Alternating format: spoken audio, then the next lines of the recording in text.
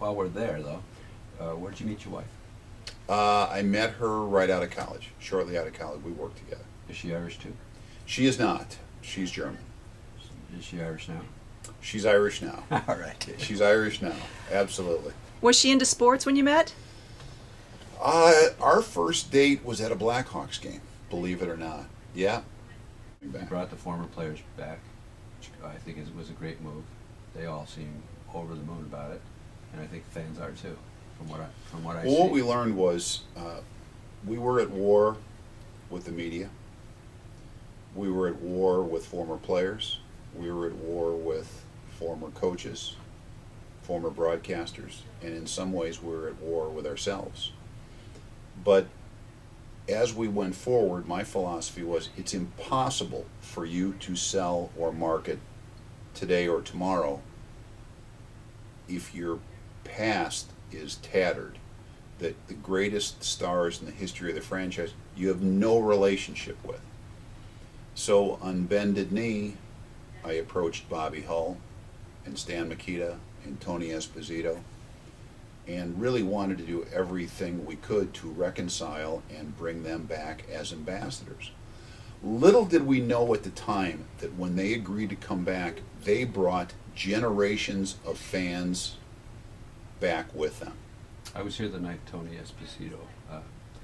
I didn't even know about it. Yeah, yeah. But he came out on the ice. Well, shame on our marketing people for you not knowing about it. Well, it was a last-minute thing, but I did come, and it was pretty neat. Well, it was.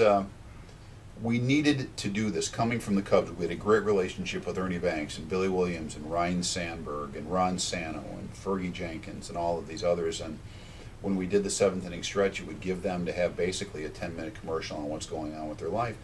And our fans really, the former players were almost as important as the current guys. They wanted to know what happened to them because Cub fans, it's a family of about 25 million, and they wanted to know where their brothers were, and so we gave them that forum.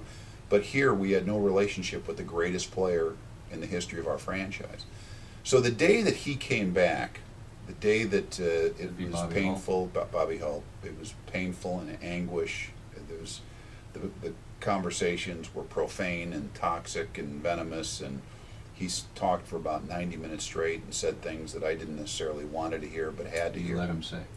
I had to let him get it out. When we were done, I said, do we have a chance to reconcile?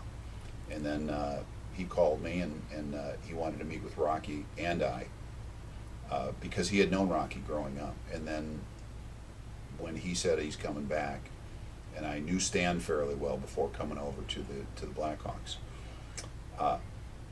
I knew that when we brought them back, it was a watershed day for this franchise.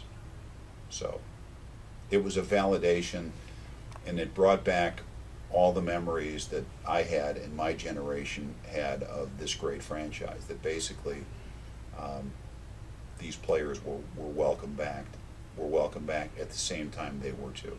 I think that every day this is going to be a work in progress. What Rocky probably realizes now, he didn't realize then. You know, he hired somebody that's never satisfied. Never satisfied. We have such a long way to go. So I don't gush over attendance records, and I don't gush over team performance, and I don't gush. I saw sellouts for every day for 24 years, 81 times a year with the Cubs. So we're in the postseason 5 times. Probably half a dozen times we were picked to win the World Series. Didn't happen. We came close. We came close a couple times. But so none of this awes me. But I'm thrilled. We have this fan base that is fanatical, and they're so excited that a franchise that they take ownership is back. It's what they remember. Every decision that we make here matters a lot. It's very strategic. Every time another franchise takes 2 steps, we need to take 10. We were just nominated yesterday by Street and Smith, the Sports Business Journal, as the franchise of the year in professional sports, along with the Boston Celtics and the Cleveland Cavaliers and I believe the Pittsburgh Steelers. So from us to come from a franchise that 3 or 4 years ago was regarded as the worst in sports, that is now nominated for being the best run business operation in sports, is very flattering momentarily. I've always believed that if you stop to admire what you've accomplished, you've stopped.